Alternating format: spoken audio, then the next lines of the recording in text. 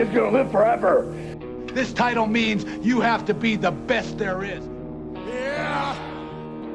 The Rolex wearing, diamond ring wearing, kiss stealing, wheeling dealing, limousine riding, jet flying, son of a gun. Open your ears and I will sing you a beautiful melody. Open your eyes and I will show you the wonders of this world. Walk by my side and I will lead you to paradise. Oh my God! Austin 316 says I just whipped your ass. Wrestling fans, are you ready? Ladies and gentlemen, let's get ready to rumble! Welcome to the Wrestling Junkeez podcast, everybody. We got the whole gang in the studio tonight. The gang is back together. We got everybody here. We got myself, Brocstarr. We got Junior Fong. We got the big homie Chris. We got Polo in the house. We got everybody. We got a special episode for everybody tonight. We are going to go with our top 5 heels. Everybody in the group has chosen a list of 5 heels they want to put on the list. The little caveat here is that we cannot pick the same people. So each of us has a different 5 list of people we are going to go through. One by one, I'm going to start it off. Name one, we'll discuss it, and each one will pick another one. Eventually, we'll go through all 5. How's everybody feeling tonight? Bang, happy Monday, fellas. Happy Raw Monday, fellas. Yeah, Raw's going on right now. As we speak. We'll have to watch that shit later and jump live or some shit. Oh, yeah, most definitely, you know. Oh, I keep it going. I always got to tap in when that's live. But I'm excited about these 5 we finna drop, man. You know, my guys are really, really evil, so I just want to let y'all know, you know, my heel faction might come in here and dominate, but we're going to see what it is, y'all. Come with y'all best, fellas. All right, let's get it started. So my list is a little weird because a lot of the fellow junkies here have great picks. We all think alike. I think a lot of us had like the same heels in our lists. I know for a fact I couldn't choose at least 3 or 4 different people because all these motherfuckers took them up first and I took too long to make up my list. Yeah. So a little off the wall, but my number 1 pick is going to be Don Callis, the version of Don Callis. I don't think he really did all that in the WWE under the Truth Commission or as the Jackal. I don't think he was all that great in WWF. I think he was pretty held behind. But when he was in he did that whole executive network gig when ECW was on TNN, and they were literally getting threatened weekly to get thrown off air. So ECW decided to pull a little swerve and, you know, let's get a character to represent the network, so to speak, represent TNN and just be an asshole every week and come out and be that annoying heel. Like, you can't do that on air. What are you doing? The network says you can't do that. You're going to get kicked off the network. So I just thought Don Callis and ECW was great. Just that atypical douchebag heel part of the network, making sure everybody doesn't do anything bad to get thrown off the air. And then for AEW, the guy is just a heat magnet. I don't know what changed in AEW. I'm not sure where this side of Don Callis came from, but my God, this guy gets boozed like Dominic Mysterio gets in AEW. I mean, he speaks, the crowd just shits all over him. He got soft. And I think that, I don't know if you guys saw when he got that big ass gash in his head because of Moxley, but I think that just even added to the villain character. Looks like he's like Voldemort now. Most definitely. That's my number 1 pick. I think Don Callis is a crazy good heel. I think no matter what, there's no chance of Don Callis ever going face again in his life. And he's just a douchebag, you know. Everybody in his family, he doesn't really give a fuck about.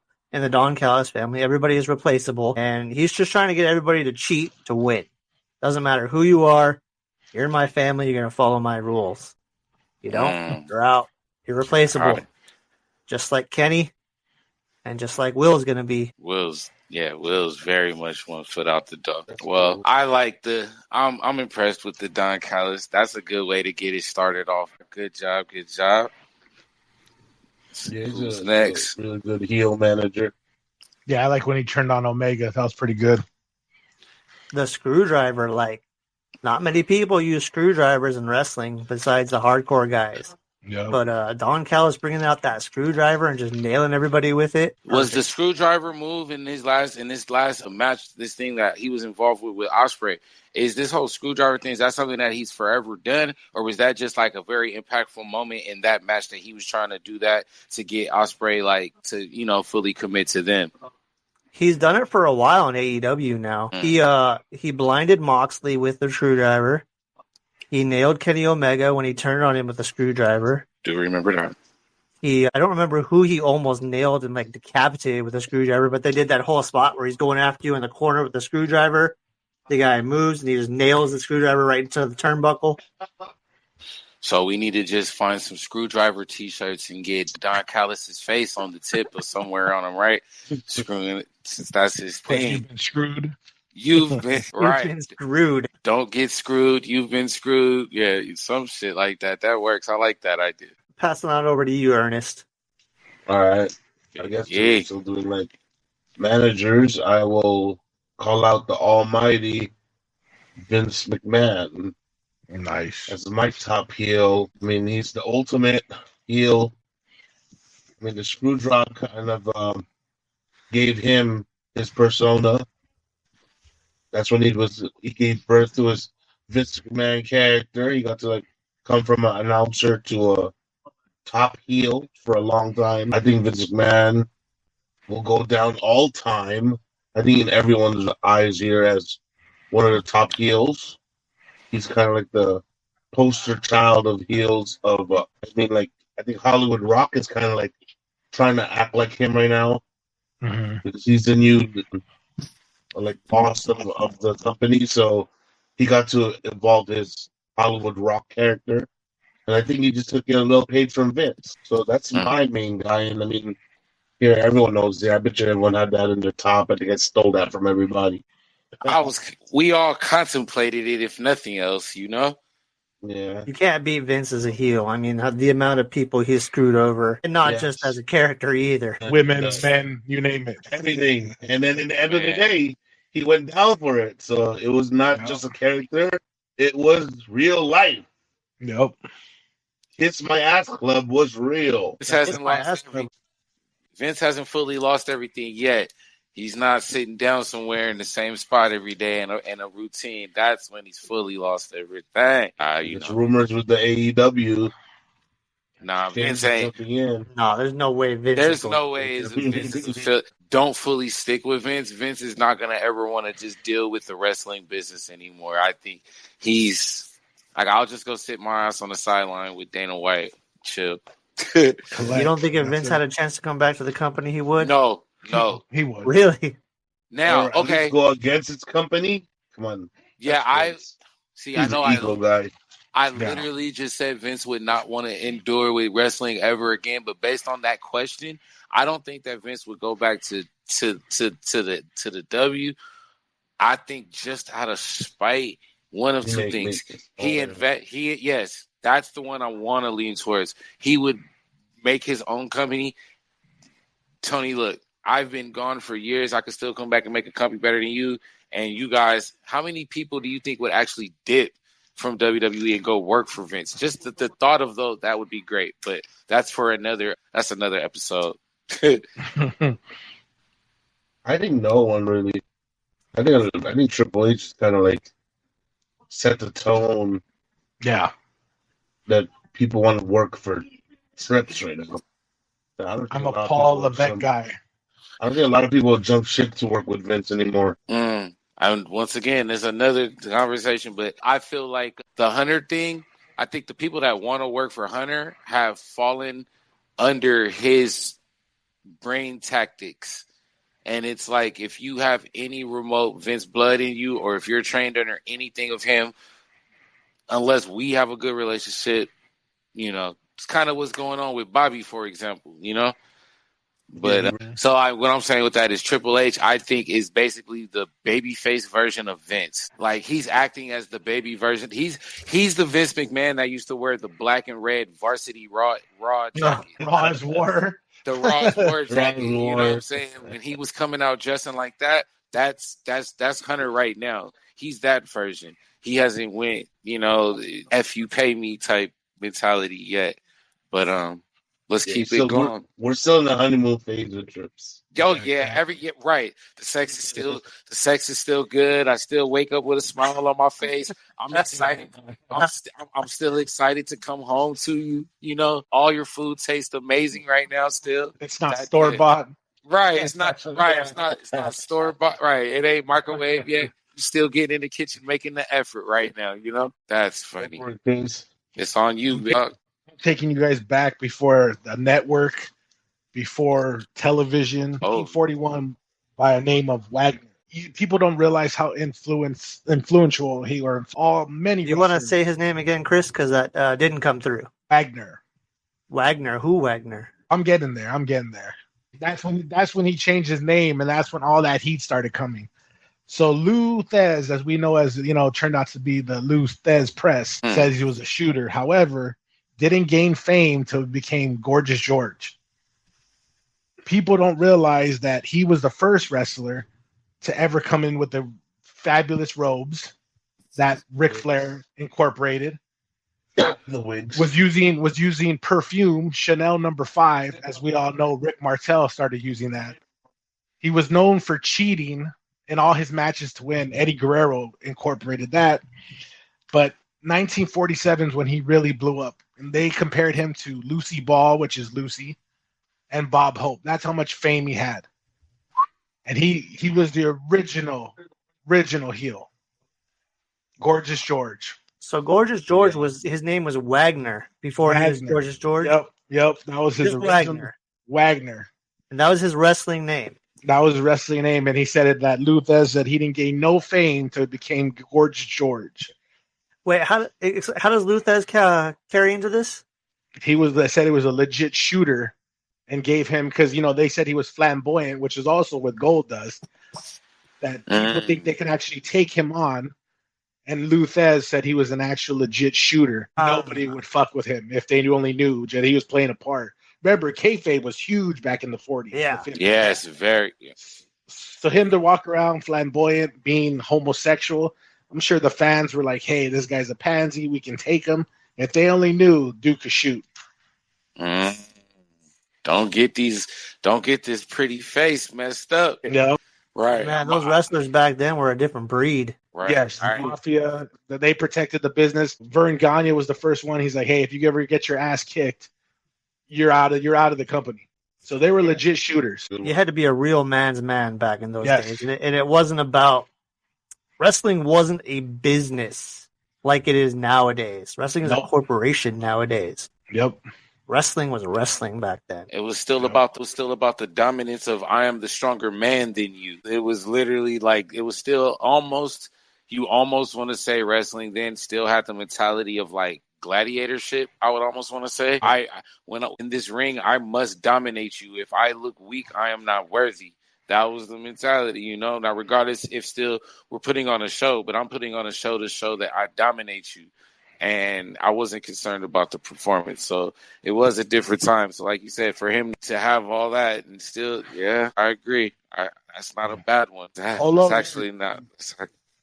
You're up, Polo. It is on me. All right, y'all. So I'm going to start it off with a gentleman who is a third-generation superstar. This man is a 14, soon-to-be 15-time world heavyweight champion.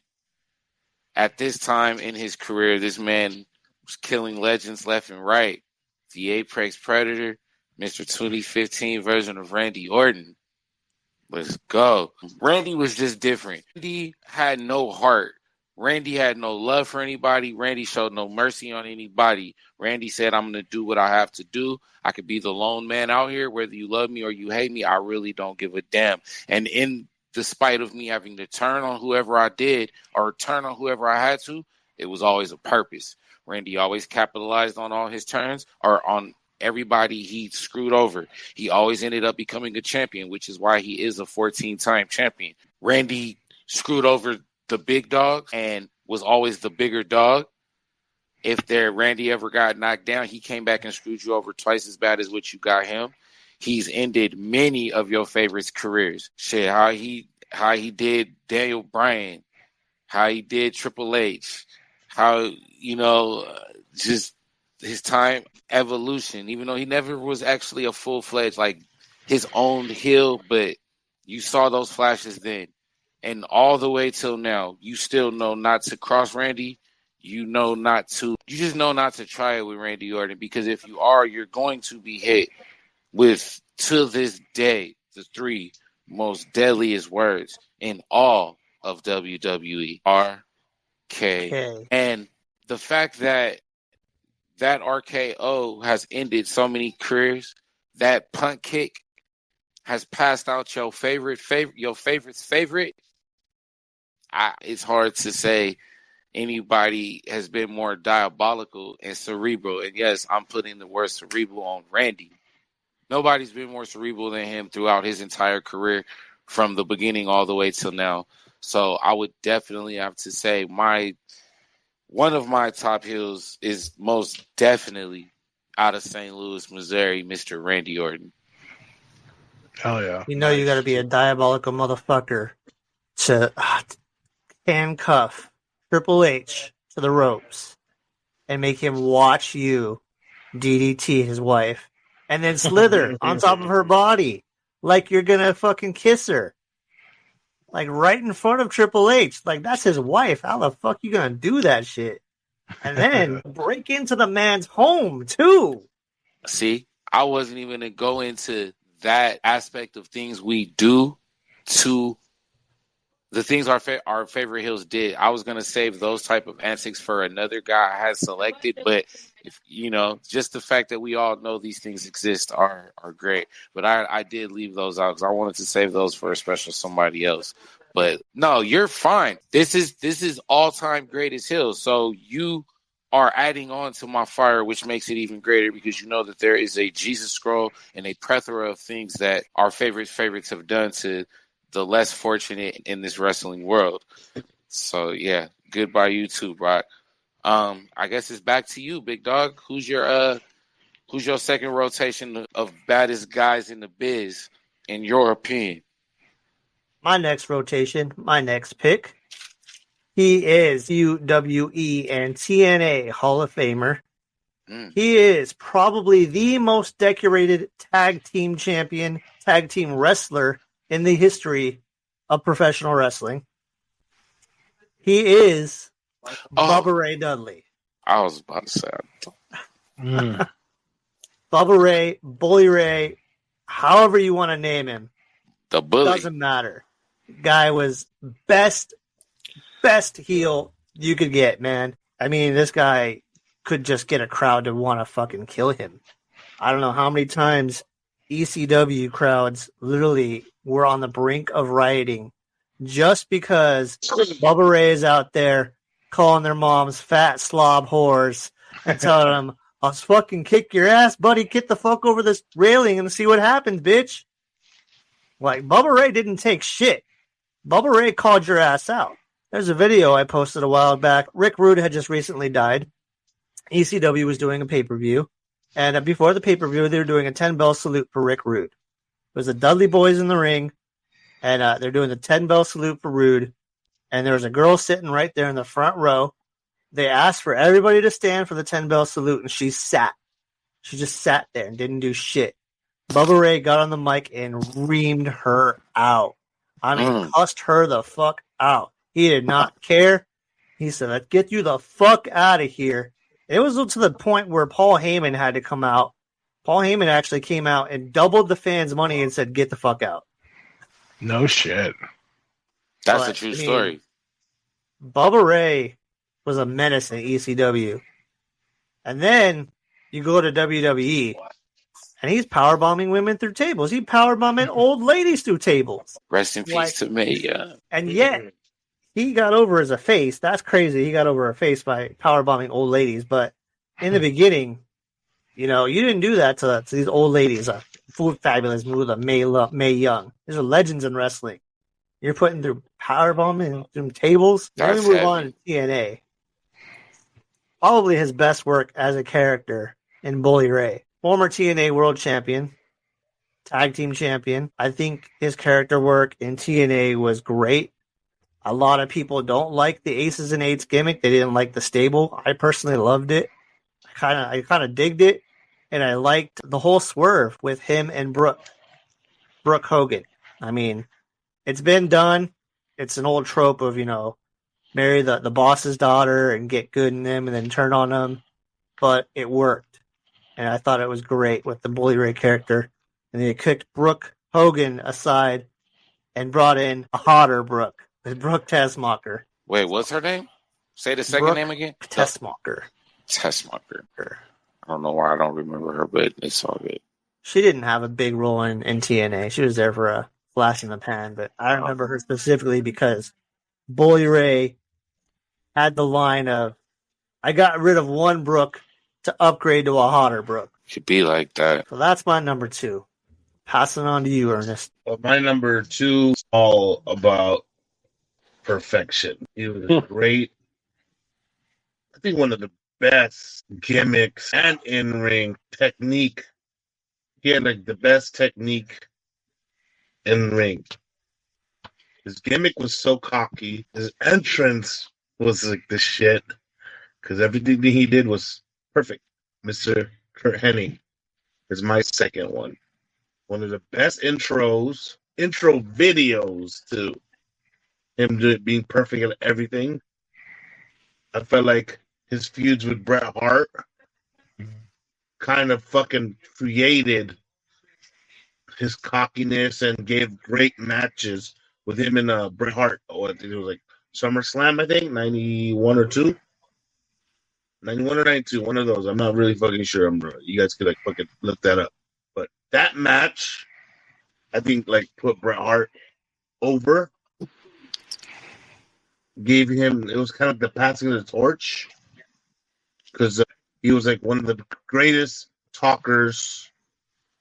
He was so good his fucking son couldn't even keep up. Didn't get his genes. No. At all. Yeah, Kurt Hennig was a league of his own. I think he was ahead of the time with his heel gimmick of Mr. Perfect. That perfect plex was amazing finisher. One of the most athletic guys in the locker room back then. And supposedly he was really that in real life. He could hoop, he played football, all this bullshit. But I felt as a young kid, and I bet you a lot of athletes, they kind of took his swag. That Mr. Perfect gimmick. He was very influential in my years of growing up. Even the whole spitting the gum, something into the crowd. The towel behind the back and catching it in front of him. I used to do that as a kid, and never had a towel. Right, we all do that with everything. Just a video. You guys remember Curtis Hughes? Yeah. So remember when Curtis Hughes was Mr. Perfect's heater for a little bit? I saw a video just recently, a real quick clip of Mr. Perfect coming in the ring, and Mr. Hughes is already standing inside the ring. And Perfect was up on the ropes, doing his pose on the ropes. He just kind of falls back as opposed to just letting himself grow. He just leans back with the force, and as he leans back, he turns around, he does the backwards towel, and it lands perfectly on Mr. Hughes' shoulder. Perfect. Just those little fucking things. It's just added to that perfect character that I'm better than you. I really am this good. Do we believe that Mr. Perfect was perfect? Yes, sir. Pretty damn all those vignettes they sure did. Shit, you see even Pat McAfee copied all those vignettes recently. Yep. Oh, yeah, he did it his own versions. Zoe Stark just posted a couple videos. I guess Mr. Perfect was her go-to growing up. Mr. Perfect was what that's who made her want to become a professional wrestler, Just the more to the whole you saying, the multi-athlete, multi-sport athlete, and all of those things. Zoe, she tries to hoop, soccer, play softball, professional wrestler. She's like, I can see Zoe Starr coming with a Mr. Perfect gimmick, but as a female. Damn, they need to bring that aspect of her then. She don't have a character. She's just kind of a badass. They need to give her something like that. Yeah, I mean, she showed character in the toy when she kind of like revealed her toy. She showed very good character there. Right. I'm watching Raw. I'm not gonna. This is not saying anything to give anything away. This is just a comment on Zoe Stark. But if you guys physically look at Zoe over her last bit of time, you can tell that those WWE girls are wearing off on her because she's all like orange now. Like she's got like a really aggressive tan and she just looks really different. Like you could tell she doesn't look the same. Like she's in that sun, baby. But yeah, I just wanted to make that funny comment about Zoe because she should be great. Crazy, your turn, big dog. It's my turn. What you got for us? This man is the original Hawk Tua, 71. Bretton Romo champion. Hey, can I just give you respect? Hey, everybody who's gonna ever eventually watch this, y'all. Can I just give you a respect for your first two intros for your heels are absolutely goated for life. They are goated for life. That man said the original Satu. Oh, I'm gonna be laughing at that one for a while. Oh, I love you for that one, family. Go ahead, dog. He was offered $100,000 from then AEW owner Vern Gagne to break Hogan's leg. He was definitely one of the influencers to start Hulkamania. He actually was the first one to break kayfabe with Duggan. They both got arrested for dope. An Iraqi and a USA Iron Sheik. Back then in the early 90s, early 80s, kayfabe was huge. You had Ivan Putski. You had they were really big on races back then.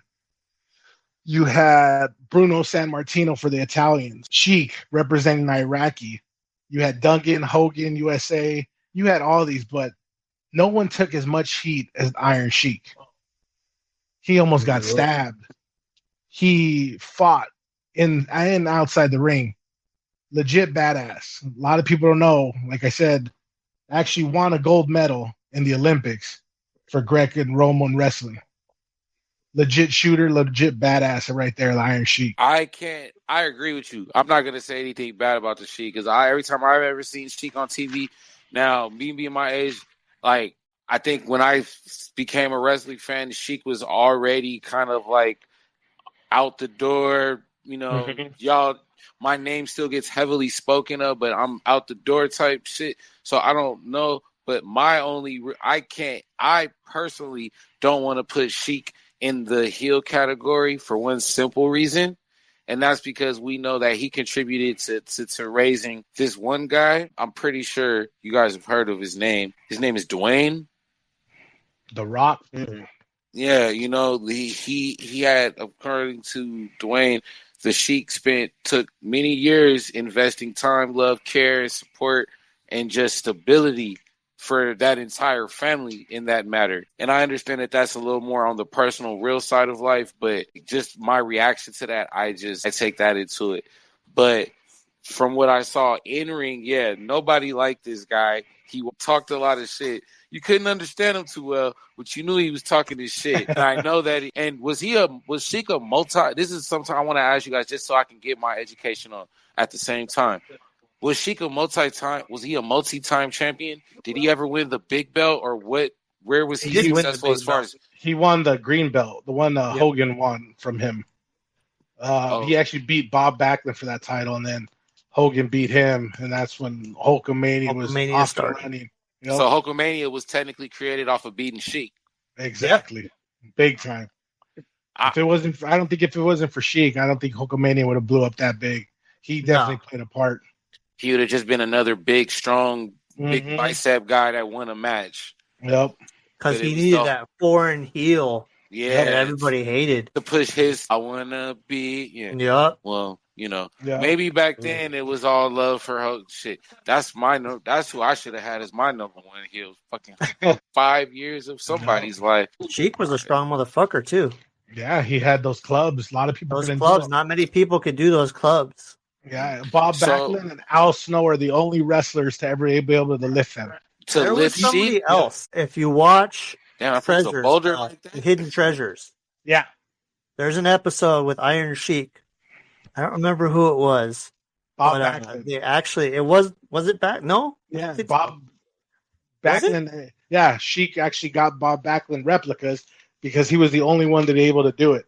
And No, Backlund I thought it was another do it. wrestler who did it too. I thought it was a Yeah. modern wrestler who ended up doing it as well. Al Snow actually could do it too.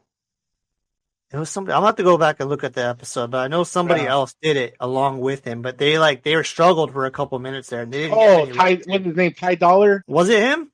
Yeah, because he was the Was it Top yes. Dollar? Yeah, Was it top Top dollar. Dollar? Yeah. And he was like barely putting him up, but he got him up though. But he couldn't swivel him. But he got him up though. Let me ask you Real a strong. question. Let me ask you a question about Sheik, just from my mind. When WWE tried to not reintroduce us, but when they gave us Rusev, was that supposed to be like a newer version of like a Sheik type wrestler in y'all's opinion, or would you say Rusev was nothing like an Iron Sheik? Understanding completely different places, but I'm just saying they're kind of what they brought was. Would you say they were the same or different? I would say somewhat similar. They had those, foreign aspects of, hey, it's USA versus the world, and definitely Yeah. Sheik was, part Iraq, and Rusev was he part of Russia. So yeah, they have, certain similarities. Big All right, time. at least do you understand where I'm trying to? I think that I could see a comparison. Yeah, between the two. definitely. Okay, Yeah. fair enough. That's all I was saying. Like I said, I knew enough. Heel. You're like a nationalist heel, like you're a little from another country heel. Anti-American heel. Yeah, Are they- That's Is this that is what fucking- is that what we're getting with Gunther right now? I don't think so. I don't think think he's just too Luther's, over. Yeah, he's just too over. anti-American, and I He's don't. too over. He's not Something American. He's else. just a I don't wrestler. want to go off on topic, but there's Right. something I don't like what they're doing with Gunther right now. But I'm not going to get into it. We can Well- save that for like a live or something. But Can you tease us? Can you just tease us just a bit? Not where they're right. hailing Gunther from right now, kayfabe, Austria. Germany, right? Germany. Yeah, he's Right. not They're from- hailing her from Germany right now. He's And Austrian. he's actually Austrian. Well, Austrian and German are pretty much like that. Yeah, that's like Different fucking. They are referring to Gunther as a German. Oh, Randy wow. Orton said, "In your home country of Germany, in your hometown, whatever of Germany, you're a German." So they're Yeah, trying to yeah. get away from that Austrian, huh? That's because they're doing the bash in Berlin. Right, so you gotta make the Germans feel special. They need that hometown hero. Right. All right. Well, we'll save that one for tomorrow or another day, fellas. That's actually something really good to get into. My turn. Yay. Sure. No. I mean, Let's see here. For my second pick, It's your third pick, isn't it? no, Third. Oh, it's your No, second. second. He's This on is only second. my second. Remember, I'm the last guy. The luck of the draw. The luck. He doesn't- So, once again, to everybody, all the junkies tuning and listening in with us, and fellas, this one, like I said earlier, this guy right here is somebody that I wish I could have been a little bit older to see a little bit more of him. But from what I've recapped and certain things that I saw before this man has left us, he is the greatest bad guy manager, which definitely puts him in the top heel of all time. Mr. Bobby, the Brain, the Heenan. I personally think he goes in the top because sarcastically disrespectful. No matter what you said, whether you were talking about somebody else, you were trying to get on Bobby, you were trying to be nice, you were just trying to do your job, you were just trying to get through a match, Bobby was going to find a way to insult your ass. Bobby was going to find a way to make you feel stupid. He was going to say anything. I can't remember exactly what, hopefully when I describe it, you guys will know exactly what I'm talking about. But there was one segment where back when they used to sit at the desk in the matches in the back, and somebody came out and Bobby acted like he couldn't stand the guy. but then he walked away, or he acted, he couldn't stand him when he was gone, but then he came into the screen, and then he just was kissing. Oh, you're just so amazing. I think you're so cool. You're just one of the best wrestlers out there, blah, blah, blah. And he walked away, and he was telling Gene Okerlund, like, what the hell is this guy doing here? The fuck, he ain't worth my damn time. And he come back out, oh man, I cannot remember I can't remember what wrestler that was. But stuff like that. His back to you, his small stint time with Mr. Perfect. Them two together was those two together were really, really cool. A lot of that shit I was too young to understand. So we watch it and you're like, all right, ha ha ha, he was funny. I'm just saying that I know that the way my humor is now, if I could have enjoyed all that stuff the first time around, it would have been great to just watch him work live like that. And rest in peace to Bobby the Brain Heenan. But I only put him ahead of Paulie because he didn't do everything. He didn't have all the accomplishments that Paul Heyman has as far as like his own promotion and all that shit. He strictly solidified himself off of talking shit and being a manager. And to be overly recognized for only those two things and not having anything else to try to give you leverage or higher ranking, that's where you earned that spot for me, for him. Yeah, I still think that he's still one of the greatest commentators. Him and Gorilla, probably one of the top commentators ever. The Heenan family, still one of the greatest Hall of Fame speeches ever given. If you guys are listening, make sure you guys check out that Bobby the Brain Heenan Hall of Fame speech. It's probably one of the top three, definitely. Of all time? Of all time. Yeah. Just to say thank you for saying the name.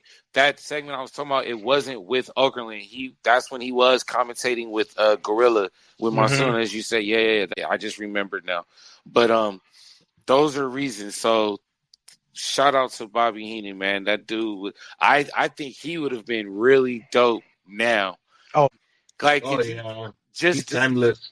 Just literally saying this as I'm saying these words out of my mouth. First person I would love to see him work with to have been like a manager to would have been like, not that he needs it at all, but could you just see him working with a Drew McIntyre? Thought you were gonna say Drew. It felt like I was gonna say Drew. Yeah, Drew or Punk. I would love to see him with like Pat McAfee in the commentating. Yeah. Oh, he would eat. I think they would take away from the wrestling. Yeah, they would. Yeah, and Paul would be so gold. Bobby would eat. He would eat his ass. Pause. But yeah, that I don't know. Heenan and McAfee. I would have liked to see like Bobby and JR maybe. That would have been good. You know, or shit. I would have even wanted to see JR and Mean Gene together. That would have. Damn. JR and Mean crazy. But Mean Gene wasn't much of a commentator.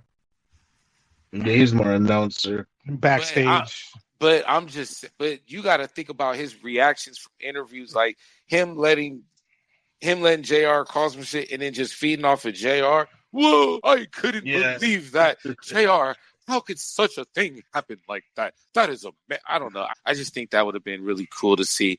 But but for me, my second pick is going to be Mr. Bobby. Brock, it's on you, big dog. Who you got for your third times? I just want to add one more thing into your pick of Bobby Heenan that always comes up now. Anytime anybody brings up his name, there's a backstage segment, like you said, when they sat back in the desk. They weren't in the room and they weren't in the arena anymore. It's him and Gorilla, and they're reacting to a Dusty Rhodes promo, Dusty Rhodes vignette. When he was a plumber, he was trying to fix someone's toilet or sink or whatever. It was a woman. And the woman was trying to flirt with him or whatever. In the vignette, Dusty Rhodes is being Dusty Rhodes. But the whole time, Bobby Heenan is just dragging on her like, this hussy, that's somebody else's wife. I can't believe she's trying to do that with Dusty. What the hell does she, what a whore, this and that, blah, blah. And it comes to turn out that that's Bobby the Brain's actual wife. Wife, yes. She was in the vignette. He was going off on her. That's funny. Just saying all the connections. Also, I think if Bobby was to work with Pat McAfee, did you guys enjoy young Tony Schiavone and Bobby Heenan together? Yes. Were they good together? WCW, I liked them. They were cool. He fucked with Schiavone a lot. I done Pat, but I think Pat would have had more balls to talk shit back to him. They're almost like almost the same type of character. And Shivani and McAfee. McAfee and like Brain. They both were outspoken and like, you know, Shivani was more of like a geek. So I think Bobby and Matt would have been just clowning on people. Yeah, they would have took away from the wrestling. You'd be laughing the whole time. You had inside jokes. When Bobby talks shit, it's like, even though you know it's clearly a joke, right? But you were like, damn, this fool really not like him? You know, like they really had you like, damn, I don't know, is there really a little something back there? Opposed to nowadays, it's like Pat's good, but I do feel like Pat is trying to be funny still. You know, he's trying to be a face. Yeah, he's like they're forcing babyface on him, right? Right. It's kind of funny, like his. Yes. Oh no, I'm a Pat McAfee guy. I'm a Pat McAfee guy since he was in college. Cole, his character with Cole is just gold, bro. No, character is ridiculous. Yeah, I rock with Pat McAfee. I think best thing to happen to McAfee is getting to work with Michael Cole and vice versa. That for the both of them helped them immensely. They look like they're having fun. Mm-hmm. Are you guys, before we move on to our next pick, are you guys excited about Joe Tessitore coming to Raw? Who? Joe Tessitore. I don't know what that is. He is an ESPN. He's an ESPN analyst, and he did a couple UFC shits, a couple boxing events like that. But he's basically an ESPN. I don't want to call him an analyst. He's an anchor or whatever. He's been like a commentator or backstage. That's why McAfee and Cole are leaving. Michael Cole is for sure going to SmackDown, and then I think Cole's going to SmackDown, and McAfee I think is going to end up rotating. McAfee always has to take. He always has to take breaks for his ESPN gigs. Mm-hmm. Yeah, so I think probably, and especially now that college football is coming, I think that's when they're going to bring Joe Tessitore, because that's what he basically did. He called college football games. He called college basketball games. Breaking up Cole and McAfee, that sucks. At least off of Raw, I think it's 100% confirmed. Cole's going to SmackDown. Happy about that. So who's coming over from SmackDown? I think that's exactly going to be the new Monday night team. It's going to be Graves and Tessitore. And then I think Michael Cole and Wade Barrett are going to do Friday nights. I don't even like those combinations. I don't miss Michael Cole on Mondays. Yeah, Michael Cole and Pat, he's a shit. He's the voice of Monday Night Raw. He kind of is now. What do you mean kind of? He's been the voice of Raw for 27 years. They'll say JR is the voice of Raw. JR is the voice of Raw, but Cole got that. He's just hit JR status. Yeah, that sucks. I'm kind of sad about that. Yeah. Well, I don't think that's for a couple months or until the Netflix jumps. You know, we'll still Netflix would have been the shit. What the fuck? Uncensored. It'll happen. Yeah. He's still employed. He just needs to do his game day stuff and his college football stuff, and then he'll come back. Yeah, he'll come back. And the show is hot. He has the best sports show right now.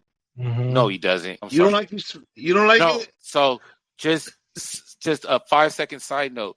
As much as I love wrestling, I'm really bad. I'm OCD with this sports knowledge, bro. Like, you ain't even had a sports conversation with your boy yet. Trust me. Yeah, it's bad over there. But no, I love Pat McAfee's show, but I don't really respect ESPN talk. That's for you ain't been in the trenches, bro. I can't respect you. But I'm basically one of those athlete sports fans where I respect the athlete's opinion. Like, even like right now in wrestling, with these wrestling podcasts, like, they got the best stories because they were the ones in it. They did it. You know what I mean? So you gotta, that's what makes our conversations good, because our conversations were coming from the horse's mouth, right?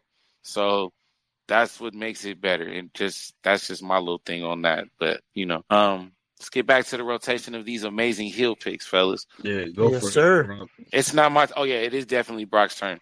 Yes, sir. So my number 3 pick is Mr. William Regal. I loved him in WCW. Blue Blood Regal. Anything Regal in WCW was great. I liked all the teams he had. He, the team with Bobby Eaton was dope. Bobby Eaton playing the fake British guy. Sir Dave Taylor, that was awesome. I thought Regal was super underrated in WCW and he should have won more. And I love him for exposing Goldberg. Did you like him when he was a man's man? He made Goldberg go out, have a good competitive match with Goldberg. He made that match look. He made Goldberg look so bad. And then his run in WWF. Besides the general manager stuff with Tajiri when he was a face, King Regal was the shit. I loved fucking King Regal. I was so happy when he won the IC title, when he won King of the Ring. I was like, fuck yeah. Regal's finally getting his fucking dues. He's finally getting what he deserves, man. He's a dope heel. He's just smug. He can work. You know when you're in the ring with Regal, you're in for it. You know why I think Regal didn't worry about becoming a greater heel or just a talent period in the WWEF is because of the simple fact that wasn't his best friend or isn't his best friend in his life Vincent Kennedy McMahon? Is it? I've been told that. I'm asking that. Dave Taylor. I've heard a few different stories that Regal and Vincent Kennedy McMahon are like besties. I could very much be wrong. I'm not putting that out there like it's 1,000% accurate, but I've heard that they are besties. So I was like, maybe that's why he never tripped, because with Vince being his bestie, take care of you. So when you want to go out there, just be your best version of your asshole, and I'll take care of you. Yeah, but wouldn't you think of being the boss's best friend, he'd be a better position? He was in the Kiss My Ass Club too, wasn't he? Yeah. Yeah. He might be close to Vince for kissing that ass. The original. That might have been one of Vince's boys back. The kid's ass were like his close homie. Oh, Trish. Oh, somebody said, eat ass, you name it. Put me down. Yeah. Unfortunately, he didn't get a bigger run in WWE like he was supposed to. I think they're actually going to move him up to the title position, the main title position, but he fell on some hard times and got a little carried away with the drugs and alcohol and kind of fucked up his own career. He'll be the first one to admit that, too. He was due for a big push after that IC run, after that King of the Ring run, and it just never materialized. He got suspended and never recovered from that one. And they pulled the plug on him on NXT. It was the best thing going. Well, he decided to leave NXT. They didn't pull the plug on him. He left saw NXT. the writing on the Right, he left NXT. That's when he did to the. No, was it? Wait. He's talking about GM NXT. I completely forgot about GM NXT Regal. Yeah, that's then he left and went to AEW. Yeah, and wasted his time over there. Now he's back. What is he like? He's a producer in the back for Raw, I believe. Yeah, he's not on screen. He has the option to go on screen now because the contract's over. His little clause or whatever was up. Yeah, that's been up for a while now. But yeah, that's what was keeping him off of television. Get rid of fucking Ava. Whatever her name is in NXT, and bring him back. Yeah. Give him a fucking character with. Do you like Ava as the general manager on NXT, fellas? She's stupid. Damn, nobody says yes to Ava? Like, do y'all rock with her at all? She's like the Damian Priest of NXT. She's Bronny James in WWE, bro. Oh my God. Ava's Bronny? Not Bronny. Yes. Apple baby. Said you're only here because of yo daddy. Yeah, she had no talent. They tried her with a fucking weird group with the. Is she worse? That's what I was going to ask you. Is she worse as a general manager, or was she worse as a member in Schism? Both. Both equally. Yeah, both equally suck. Wow. They should have kept her behind. They should have groomed her better than what they did. They ran her. And I thought Schism too quick. And I thought Schism was on to something for a second. It was, but they killed it too fast. Shame on me. Gave her no chance to wrestle because I guess she sucks. That's Yo, when he- yo, She she had was like bro, two look- matches. Two. Right. Watch this. Ava was almost as bad as Maxine in the ring. Maxine improved though. Who's worse, Maxine or Eva Marie? Damian Priest. On that, Eva Marie was worse. You're such a dick, bro. Damian Priest is getting his biggest push in the face. I know shit. That guy is getting pushed out. Who? Cody Rhodes. No, Don't say that. What? If You're about to get crucified, bro. If Cody Rhodes was to pack his bags and leave WWE right now, nothing changes. Yeah, he does. He's a top face. He is the face. Roman. We're gonna He's get the back to face these. that runs his place. We're gonna get back to these heels based on that crazy ass comment that Cody Rhodes is the face of WWE. We all know that our tribal chief and the face of the WWE is Solo Sikoa. We're gonna have to have a Solo. debate shit after Rolling. this. And the right hand man in charge running the shit behind the scenes because he sees everything. Tangaloa. Oh, get the fuck out of here, bro. This guy. Let's You got go. jokes. Solo it's good running the WWE. Hey Polo, whatever you're smoking in San Diego, you better pass that shit. Hey, hey man. Hey, I gotta go grab some of that when it's done, man. Let's get back to the topic. Yeah, let's go. I just got my third, homie. It's my turn. Okay, cool. This is my favorite wrestler. I felt like he was a journeyman in WWE, was TNA, ECW, WCW. He's a hardcore journeyman. I feel like he mentored and CM Punk in his days coming up. I think he had great matches with Sandman and Dreamer. I think those were like one of the most memorable matches in ECW. I'm calling out Scott Levy, aka Raven. I think he was one of the dopest heels in ECW. I mean, he had a lot of stupid roles in WWE. They were all heels too. They were your generic heels, but it worked. But when he became Raven, that grunge, like that Edgar Allan Poe type, like dark. Quote like, the Raven, nevermore. Nevermore. The Raven, Damn. W was goated, bro. That action was goated. His little flock. crew of misfits, the flock, I fucking loved it. I always created Ravens. I feel like I had a main character that me and Brock always created on WWE. His name was Philip Anselmo. He is copy of Raven, but just bald. That's how I made him. That's how I made him. Yeah, copy bald. Just bald. Yeah. With Raven, He said Perry Saturn and Raven.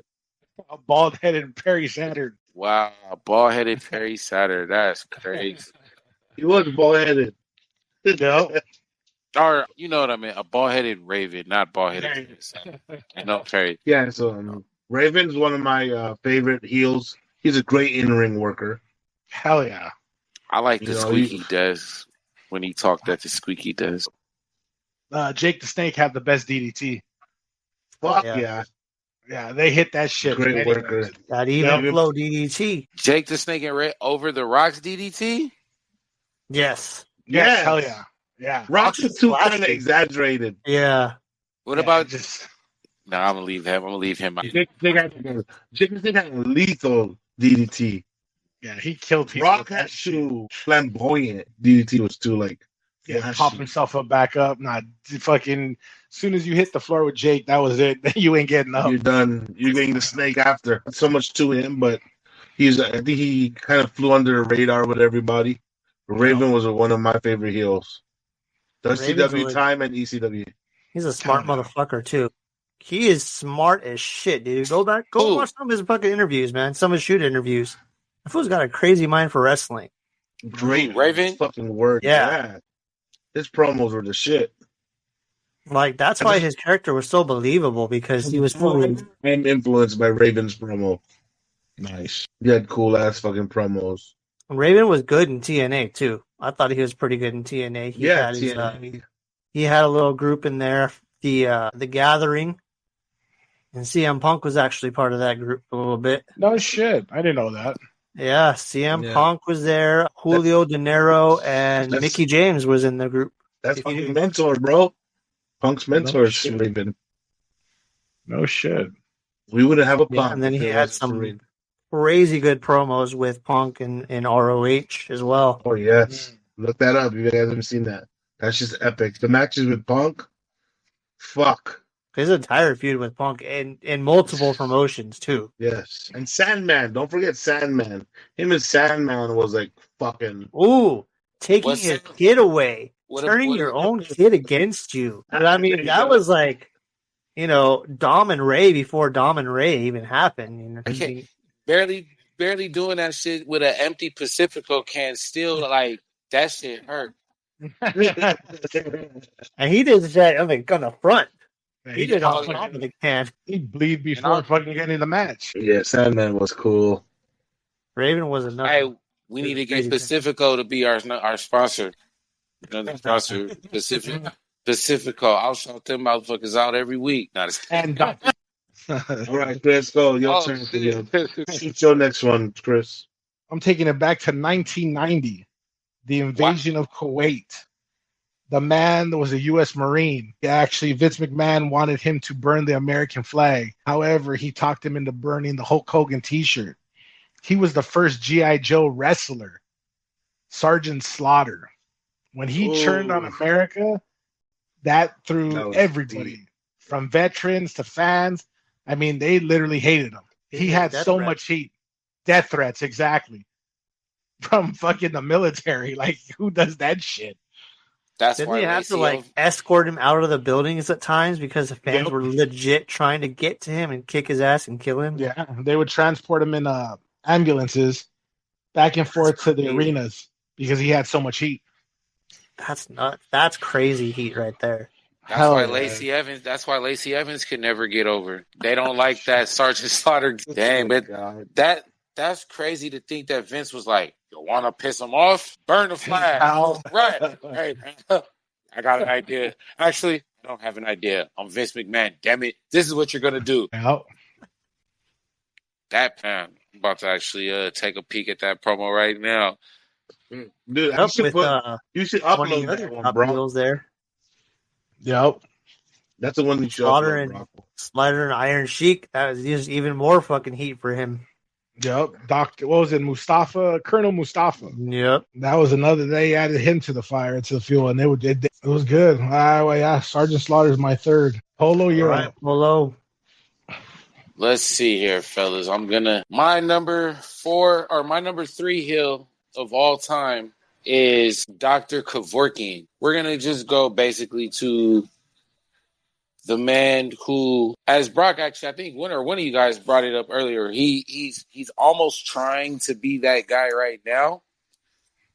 But this guy was just so entitled. He was so young. He was arrogant, brass. He was the Scorpion King. Hollywood Rock is probably the number 3 greatest heel of all time. Just off of the fact of, like I said, we can go back and forth with Austin. How he beat the brakes off of Goldberg, because Goldberg came in there as a hater on him, thinking that he did deserve shit. Bitch, beat your old ass up. It was a fun rivalry. Wasn't anything heated, but the back and forth between Hollywood Rock and Hurricane, if you can't tell me those were not some of the funniest, I hate you, you hate me, I'm better than you, but you're not better than me. The Hamburglar versus the Scorpion King. I don't know. Funny, but Hollywood Rock was very just the entitlement. I could come out, everything was a joke, but yet I'm not playing. Like the narcissism in The Rock's heel was what I enjoyed with that character. The WrestleManias against Hogan. turning Hogan from red and yellow to bringing out the spray paint goatee. Like, you could piss a person off that bad to make him turn into his alter ego. You're a badass. You're irritating. You know, you're getting to the core of that's what a heel is, right? A heel brings out that side in everybody else that they don't want to be brought out, or you're challenged in a way that you know only a certain type of evil can do that to you. All his promos, he went to every single city, would disrespect whoever his opponent was and insult the city. The Sacramento promo is forever. I don't know if you guys remember that one, when he came to Sacramento and he played the guitar and he dissed the Sacramento Kings with my Lakers. Yeah. You know, just all of those little things. I just feel like you said, a heel doesn't always have to do overly heelish things in the ring. His promos could do it. You made most people's favorite wrestler turn back into the guy that they didn't want him to be. He feuded with the top. He went against Hogan. He went against Goldberg. He went against Austin. He went against Triple H and came out on top.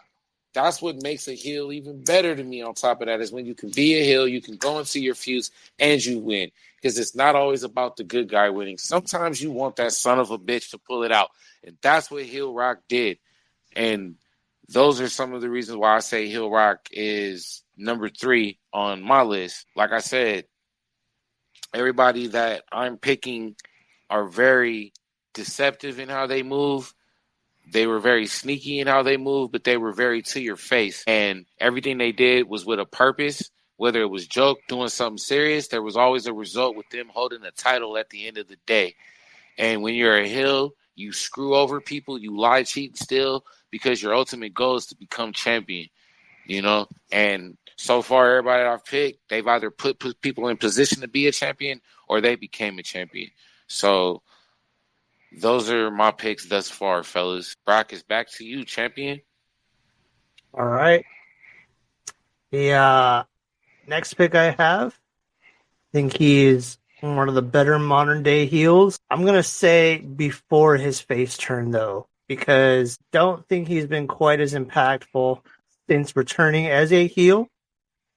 But my pick is MJF. MJF is a badass heel. He almost a throwback heel to the days of some of the guys we've been talking about, with the amount of hate he can get and the insults he can give to the crowd. I mean, this guy is going around and taking drinks out of fans' hands and throwing it in their kids' faces. He's going around the fucking crowd and he's letting little kids beat up on him. And then he's going back in a press conference and saying, that freaking kid had a gun to my head. Like, I don't know. I thought MJF pre-face turn with Adam Cole was such a good heel. So diabolical, just ruthless. And the whole I'm better than you. And you don't know it. Have to wrestle even half of the amount that you guys do. I'm just that damn good. I love this pick so much. And I'm so heartbroken that as much as I love this pick, it did not even register in my brain when we were thinking of our people to choose. How could you not, for any of us, if MJF wasn't a pick in all of our picks, that's crazy. He called his boss out on national TV and called him a fucking mark and said, fire me. That one act alone, Brock, that was a hell of a pick, man. I have to salute you, brother. MJF is an incredible heel. He's even his whole time when he was trying to be a good guy, you could see him fighting his demons wanting to be a dick. Yes. You could see him wanting to be an asshole. I have to agree with you. I have to be a fan of your pick. He really reminds me of a young Piper. He draws you in. He gets that crowd hype, pissed off, and they hate him even more. Yeah, he reminds me of Piper. And the fact, and he talks with the aggression in his voice when he talks, like that's what I always got from remembering. Every time I remember Piper, it was that raspiness in his voice that made everything he said sounded just a little bit more like because of that tone, you know.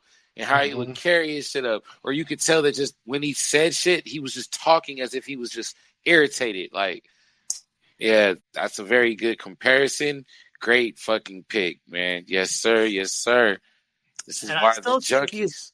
still think he's a good heel. I just think he's lost a little bit of an edge. And I think it's because it's kind of like the same old thing. We've already seen that side of MJF. We've seen that heel. He needs to do something a little different. I do like the whole American gimmick as a heel. I think it's kind of ironic. Very, very ironic. Your typical American character is going to be a face. Your Hulk Hogan's, your Jim Duggins, your Sergeant Slaughters, your patriotic guys, the Patriot. But MJF is a heel in reverting the international championship into the American championship. He's showing Cody Rhodes what he should be doing. This is the blueprint of being a successful American heel. Cody, shit. Damian Priest could show Cody how to be an excellent heel.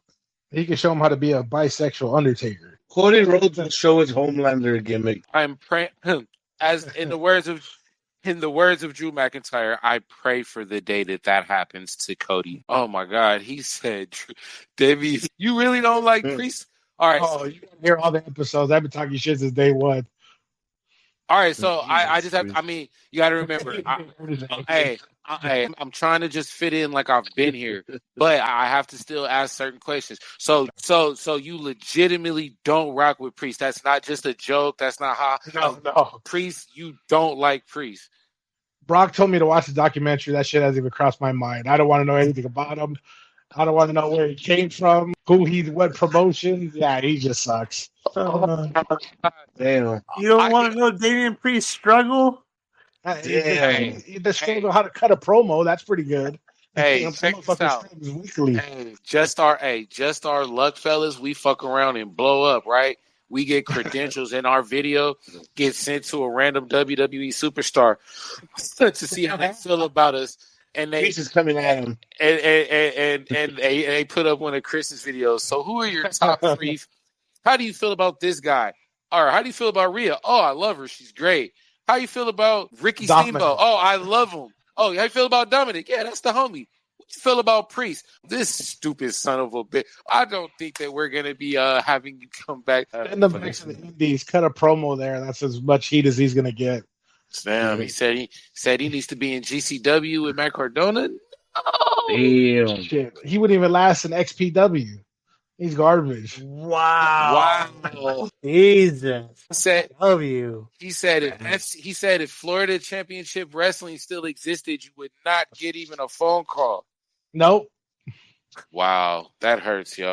I felt the way you felt about Priest when he was in NXT, and then I said when he goes up, they're gonna he gonna get some money, he gonna get a few paychecks, he's gonna look a little better, and he gonna be popping. And that's what I see in Priest now. And you're like, oh, Mr. Jackson. You're like, hell. You're like, no, sir. Biased. Doesn't matter what Priest will do. Yep. He will never win the title ever again. I guarantee that shit. Not even, he will never win a world title? Or so Priest will not become a Grand Slam champion to you? He's winning it in Puerto Rico. He's winning it in Puerto Rico. Chill out. Carlos Colon would even put the title on him. And he owns the promotion in Puerto Rico. Oh, yeah. Carlito's dad, huh? Yep. What is it?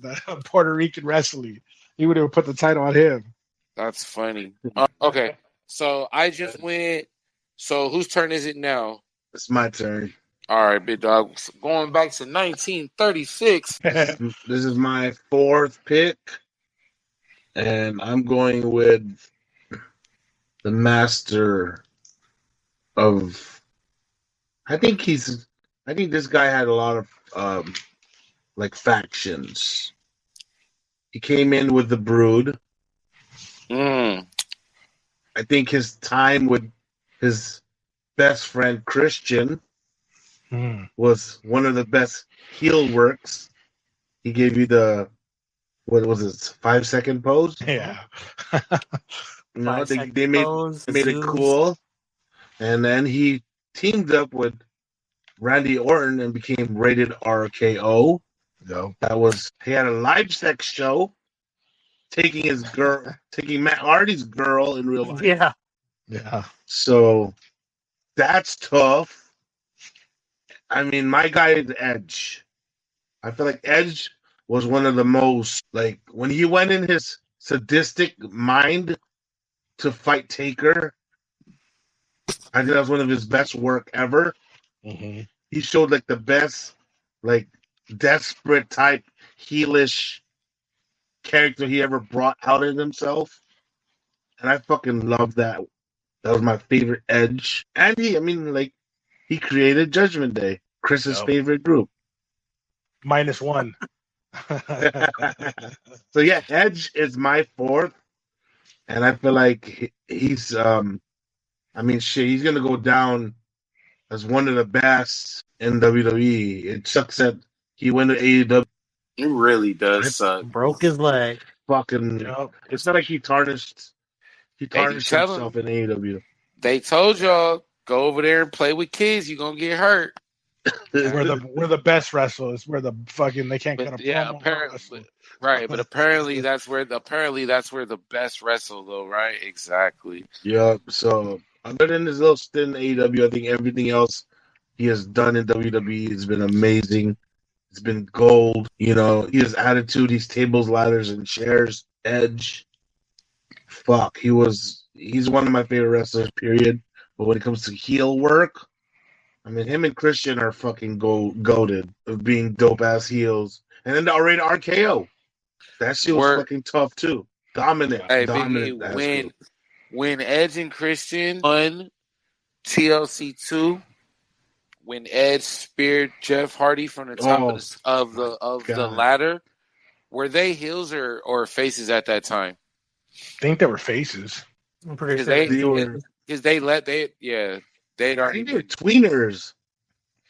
Because weren't they just got branched off from being in the ministry at that time, right?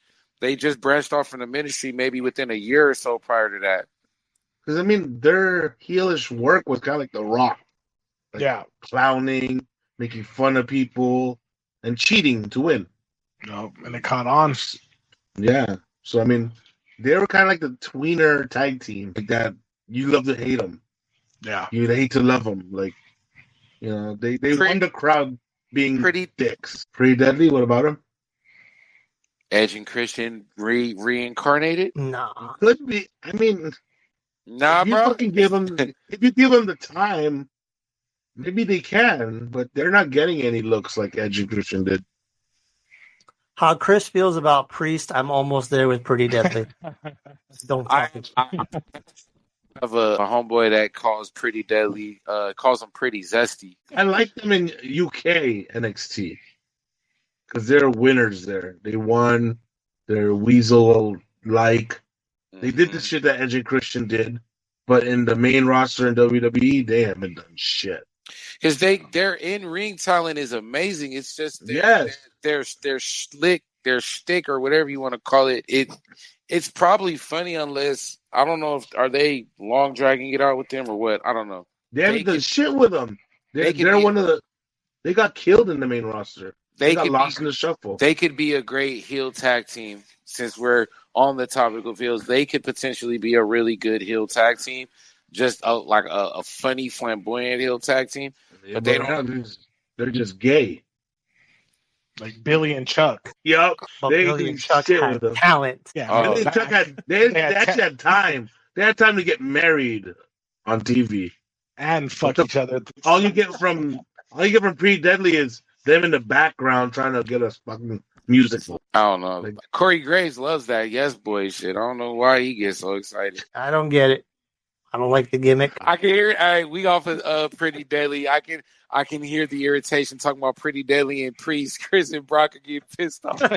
Next. All right, fellas, let's keep this train rolling. Go ahead, Chris. My next pick was known as Space Mountain. One of the going to Disneyland? Oh, I'm sure many people went to Disneyland with him. A Flight from Hell, 4 Horsemen. Oh, woo, definitely. 16-time champ, Ric Flair. He was always from NWA, WCW, WCCW. He was always about he was better. He survived the plane crash. He was Rolex wearing, limousine riding, jet flying, you name it. He was doing it before everybody. Rocking those fur coats. he cut that promo on Dusty. Dusty cut it back on him. And those rivalries, I mean, everyone wanted Dusty to win. But to this day, I mean, you can see the man. Everywhere he goes, he has an Apple Watch and a Rolex. He will always be better. I think he's one of the top heels in the industry all across the board. He's influenced so many people. Evolution. Look at that, what he did for Randy and Batista. And he's still doing it. I mean, AEW's lost a few steps, but he still want to go down as one of the greatest heels ever to be in the business of wrestling. He's pushing Viagra, bro. Twice a day. A lot of stuff. He has his own bud, you name it. He has it all. It does what it's supposed to do. I can attest to that. In order to, it's a fighter. Yeah, Ric Flair is one of the characters that he's in and out the same motherfucker. Yep.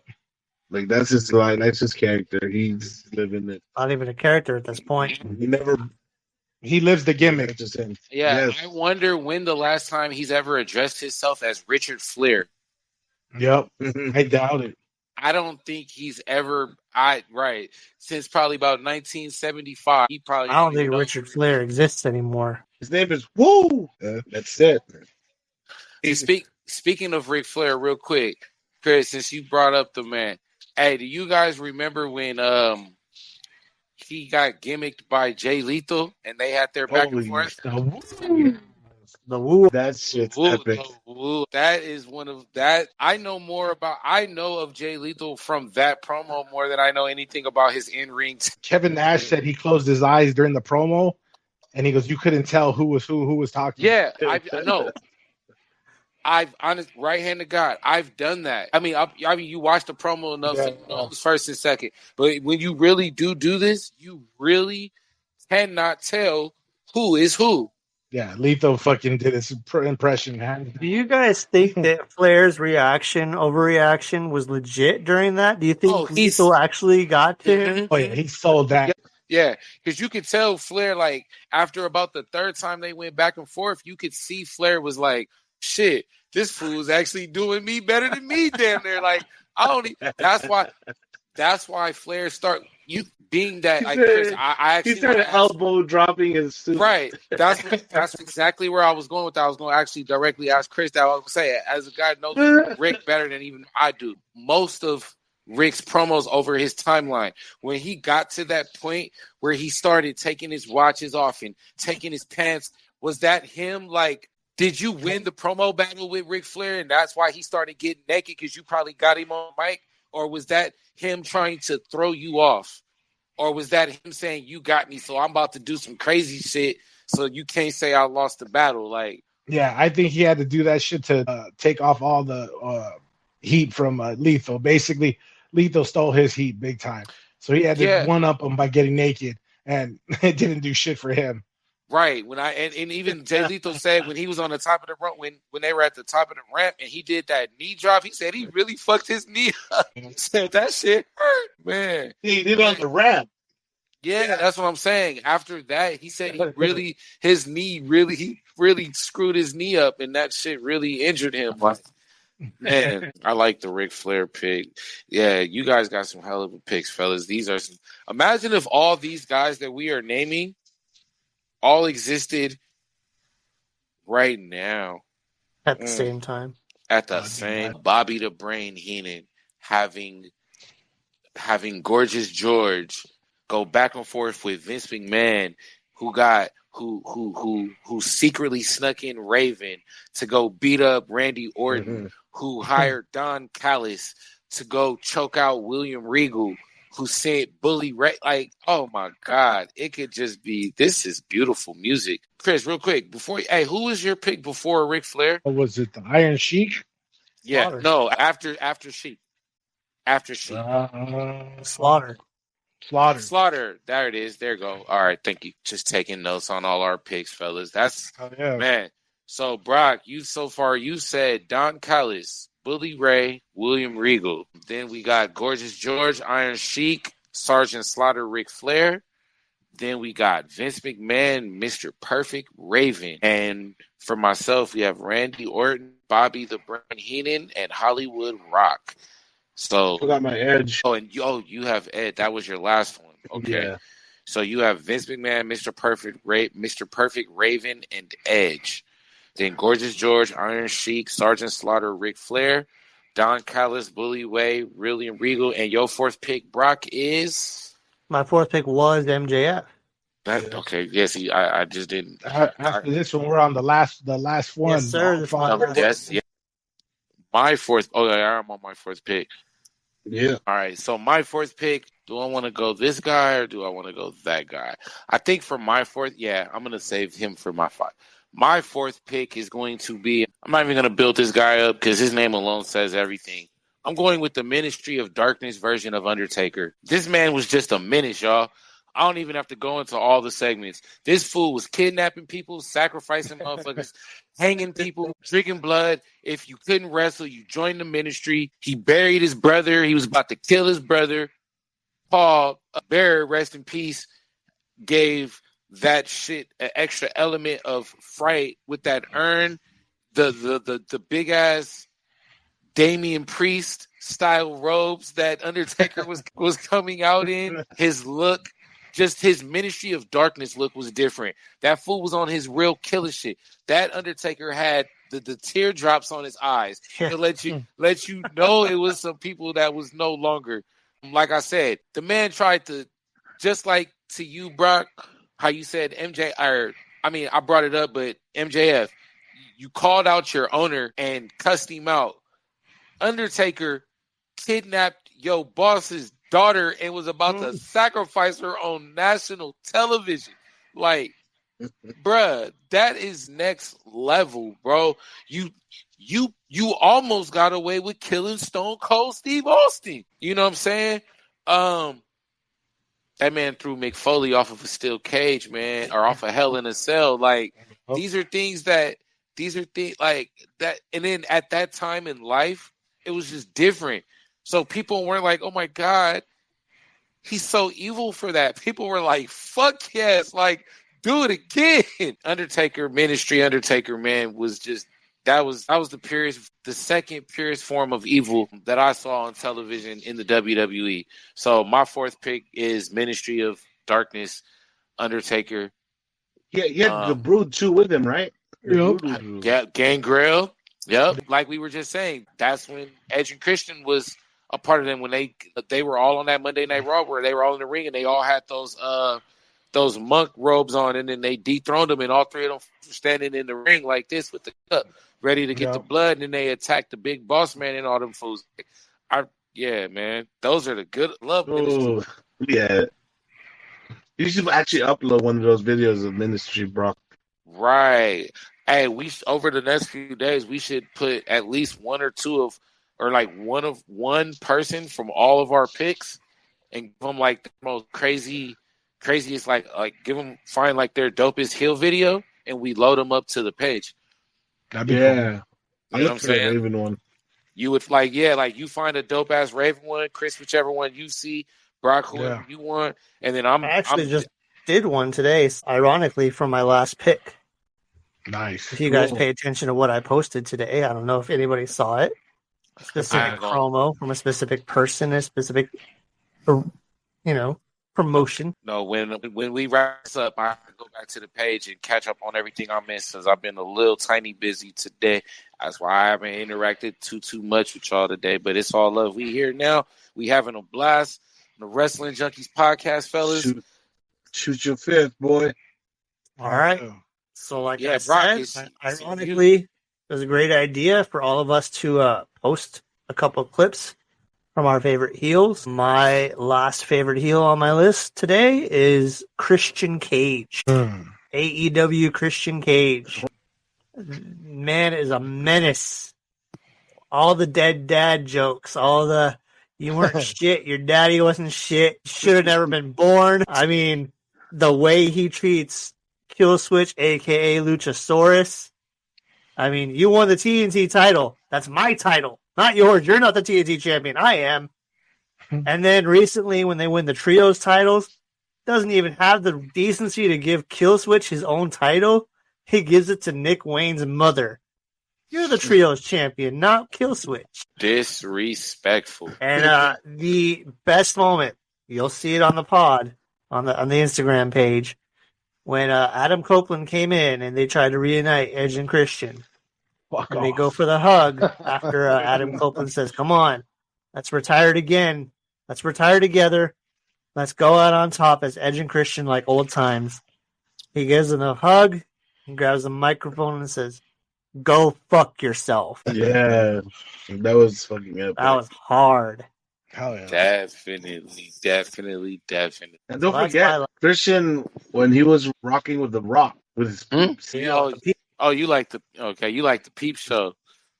The peeps was his shit. Peep show.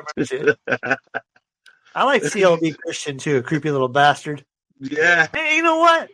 Captain I like anti-American, the un-American Americans Christian. Nah. Captain Charisma. Captain Charisma is forever the best version of Christian of all. Okay, really it's not. It's really Christian Cage. This whole dead. You guys, speaking of the Christian Cage thing, you guys have to make sure you watch Raw tonight and keep Christian Cage in the back of your mind when the Gunther and Randy Orton segment come on. We will recap that on the live tomorrow or Wednesday, and I will see if you guys understand what I mean by that. All right. Oh yeah.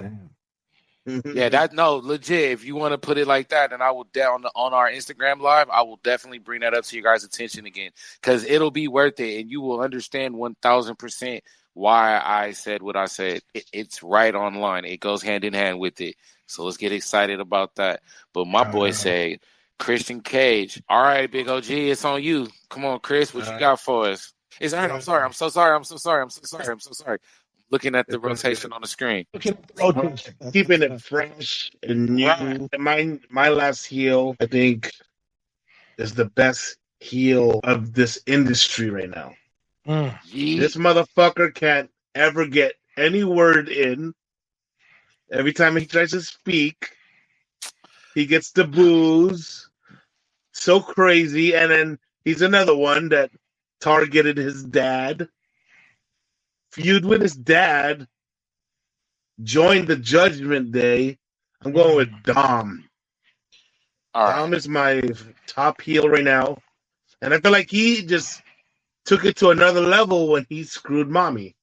Like, who the fuck gets more heel heat than Dom after fucking with Mommy and getting more heat fucking with Liv?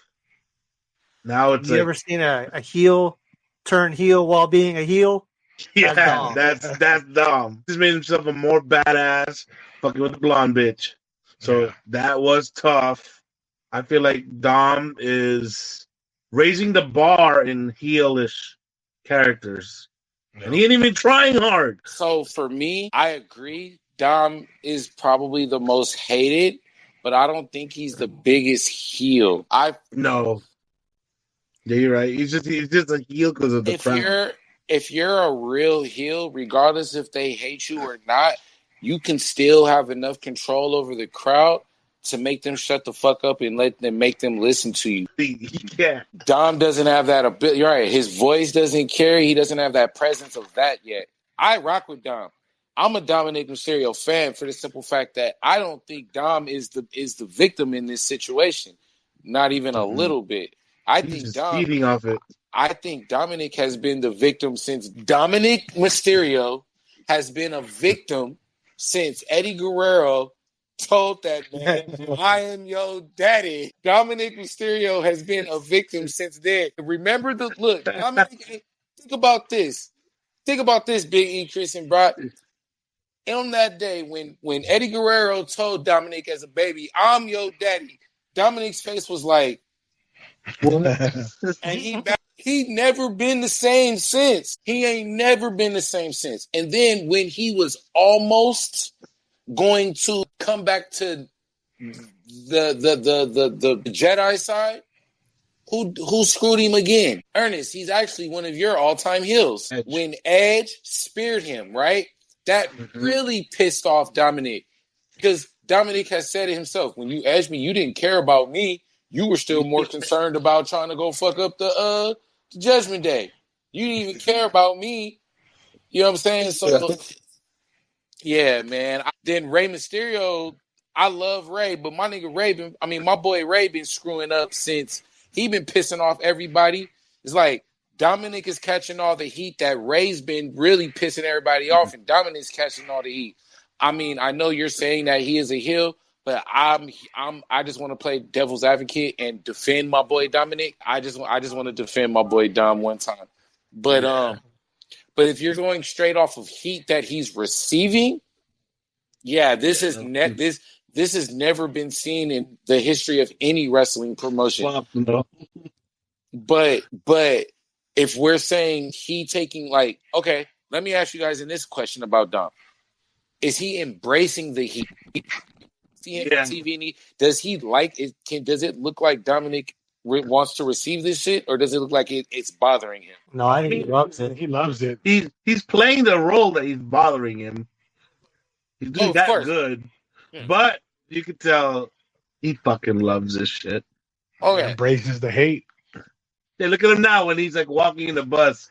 He's feeding into it by flipping everyone off now because I live. Every time everywhere, that's like his thing now. Every city he goes to, when he gets off the bus, he gives everybody 2 middle fingers, bro. Yeah, I love it. He's fucking so hard. I think for sure Dom is enjoying this because if you watch all the stuff leading up to the turn with Liv, anytime he's in a segment with Liv and Liv's trying to come on with him, he is trying his hardest to hold that smile back. He is loving it.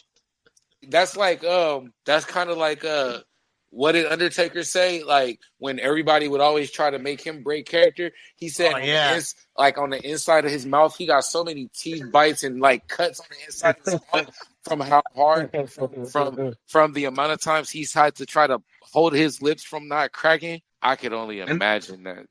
That's fucking And they're becoming a good healers duo, Liv and Dom. Fucking has Liv. I know we're talking about the fellas in the heels, but has Liv figured it out? Yes, I think she's close to it. I don't think quite yet, but she's getting. I think she has. I agree with Brock. I think she's understanding her path to her lane. Yes. Before she was just a dumb blonde bitch. Now she's a great character. After fucking with Ripley. Now she's dope. A great dumb blonde character. Here's right. It's all love. Sorry, you two. Hey, here's a throw out just for this, and then the next person's up. With the lane that we're all saying Liv is figuring out for herself, right? Will she have more? I just want to use my boy The Rock's word. Will she have more mana than Alexa Bliss on her return? Yes. Yeah. So Liv will be the more interesting person amongst her and Alexa when Alexa comes back. Yeah. I mean, if Alexa comes back, she has to come back with a Wyatt. So that's a different. She could come. Yeah, she could be the one to. She could be the one to come back and fight. With normal Bliss. She has no more. There's no more song for normal Bliss. She doesn't have to be necessarily normal Bliss, but you could be on some you have to figure out to word it. Bray is gone no more, so that side left me. You guys are trying that Lily character with Alexa Bliss no more. That doesn't work nowadays. We don't have that spooky stuff no more. The Wyatt Six are not a supernatural gimmick anymore. Right. They took their mask off and they fought regular. That's why I said you put Alexa against Nikki Cross. I'm with that. To try to recruit her or fucking get with her. Right.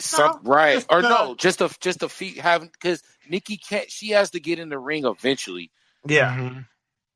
She can't not ever wrestle. This cannot be the only thing Nikki. She's gonna wrestle that Ivy girl because she just want to heal. Spoiler. You're right. Spoiler alert. All right. I just saw it. That she was beating up a Maxine, my girl. Yeah, right. They haven't. Hey, I'm watching it right now and don't like spoilers. Right. See, I'm watching on my second. I'm watching on my second turn. I'm gonna watch it as soon as we're done here. I'm gonna give you a spoiler. Damian Priest doesn't win the world title ever again. Well, look, fellas, since we're having spoilers, I have a very major one, and I've been trying to tease it, but I'm holding it back. But fuck it. Or F it. I'm sorry. Here's a spoiler. Cody Rhodes is going to lose the World Heavyweight title to Solo Sikoa, and he's going to retire. Okay. No, we need that Roman Cody 3. They're headlining WrestleMania for the third year in a row. And guess what? And guess what's going to happen at WrestleMania 41 in Vegas? Roman wins the title. The Wrestling Junkeez podcast is going to be there to see it live. Yeah. Nope. We're going to try to make that happen. It's going to be Roman Rocket Mania. We got to be sober for the first 2 days, not the last day. No, fuck to hell with that. I'll be sober Wednesday, Thursday, and Friday. I'll start at the second hour of SmackDown because we're gonna go to SmackDown in both Raws. I mean, we're gonna shit. Oh no, well yeah, that SmackDown will definitely be in Vegas. So that's gonna be Yeah, that's gonna be at the Globe thing. That dome. Oh shit! I really think that would be dope. I think you could host a SmackDown or a Raw in the Globe, but for the WrestleMania, it's got to be at a that football Allegiant. Yeah. And my outfit is I'm gonna go bang bang Niner ganged out. You're gonna get fucking stabbed. No, because listen to me. When I graduated high school, bro, I went to San Jose City College for a year before I left and moved out of state. I went to my very first professional football game was a Raider game, and you wore your Niner stuff. No, I wore something even more disrespectful to a Raider game. I went with a Terrell Owens jersey. Shit. I mean, I'm sorry, not Terrell Owens. Terrell Davis. I'm sorry. Terrell Davis. Yeah, I'm sorry. Terrell Davis, number 30, running back. Yeah, I went with a David, and I'm gonna tell you this honest truth, and then we're gonna wrap the picks up. Just a funny story on this. About 35 grown-ass men at the time told me that the only reason I'm not getting beat up is because I'm a child. I literally got told that. I can tell you're still a kid, bro, so we're not going to kick your ass. Should have been like, I'm 45. What the fuck? No, that actually is what made me forever not want to rock with the Raiders. That's when I knew that they're sorry if any Raider fans are here, but F them. But anyways, nah, I'm not a Raider fan. I don't even really like football. As long as you support these guys, that's all that matters. All right, let's get back on topic. Chris, got your last pick, sir. I saved the best for last. Dom, Christian, and now we got 1996. That's at the beach, from red to yellow to black and white. I think this turned one of the biggest baby faces in the industry to one of the biggest heels. He spray painted the WCW title, NWO. Huge pop at WrestleMania versus The Rock. That was the first time, or one of the many times, the heel was over than the baby face. Hollywood Hulk Hogan. The man, the myth, the legend. Greatest heel turn ever. Yes. I agree. No one will ever top that heel turn with a leg drop. Nope. The leg drop heard around the world.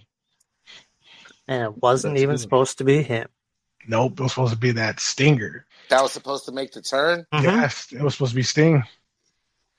And then why did he go through that? He was supposed to turn the black. He asked me. He was supposed to turn NWO black and red from the jump, huh? Yeah. Or it was supposed black to be and white. NWO black and. It was, but with Sting, it was still gonna start off black and white. I thought it was going. Yeah, it was still gonna be black and white. It was still gonna be the NWO with Hall and Nash. Yeah, but Bischoff said they needed that Hogan huge pulled face through, and he was like, "I think I'd be a better fit." Yeah, Nash and Hall didn't know even when he came out, they still didn't know if it was going to be him. Oh, they probably were. They were kind of anticipating it to be Sting. Yeah. You feel DDP benefited a lot from the NWO? He did. Yeah. Oh, hell yeah. NWO made DDP practically. Yeah. Raven and NWO made DDP. Yeah. He definitely came on top because you think about all the people that Ric Flair. He was the top choice, right? He was up there. DDP. Yeah. Yep. He was one of the guys that never joined. Mm-hmm. I thought DDP was awesome in WC. I love him all around, bro. His character was the shit. This is all right. This is the Diamond Cutter or the RKO. They're almost the same. You both can hit it from anywhere, but I think RKO the best reversals DDP. Don't get me wrong, that Seth Rollins with the RKO, that was fucking badass, but DDP got to hit everybody from everywhere. Who was it? He was with the OG. Laparca? I used to think that the Seth Rollins RKO was his greatest one. You know, there's another one that's almost just as good. The Ricochet one. No, yes, but no. Evan Bourne one. Thank you. That was badass. When Evan Bourne tried to do the front flip off the top rope and that fool was on the ground, got up, caught him. Yes. Fuck yeah, Evan Bourne. Dude. Find that one. That one was a good one. I can send that to you, Brock, immediately. That's the clip, right? Yeah, I mean, DDP's the OG RKO guy, bro. So like, he's the best. He showed that shit to the fucking Randy. Randy stole that from DDP. Yep. Polo, you're up. The originator of them is Mr. People Power himself. Mr. People Power, Road Warrior Animals brother, John Laurinaitis, Johnny, Johnny. Yeah. Johnny Ace. He was the original man who did the cutter. He was a skater. Wait, hold on. I'm a junkie, bro, because I really know a lot of wrestling knowledge. But I really get excited when I hear shit that I didn't know. John Laurinaitis is the brother of Animal and Hawk? Yeah, yes. John Laurinaitis. That's their last name. Well, not Hawk. As in Animal, 'cause Animal and Hawk weren't brothers. The same Laurinaitis that Punk insulted and said fired everybody unfairly from the company that we're speaking on. The guy that worked for Vince, that Hunter. That's fucking Bella's mom. Yeah. Wait, Animal. what? Wow. Oh, you didn't know that either. What? Nikki Bella's mom is married to Johnny Laurinaitis. No, I know Oh, that. she But I don't. was. I heard the thing about that, but I honest to God did not know Laurinaitis was related to Animal. That's Yeah, that's why the football player. Why do people? Laurinaitis. So why do people hate this fool so much then? From the Rams. Because he's not as good. He's not a good person. I mean, He's not a good person. He's fucking Vince's boy. Dude. He's an OG yes man for Vince. That's why people didn't like him.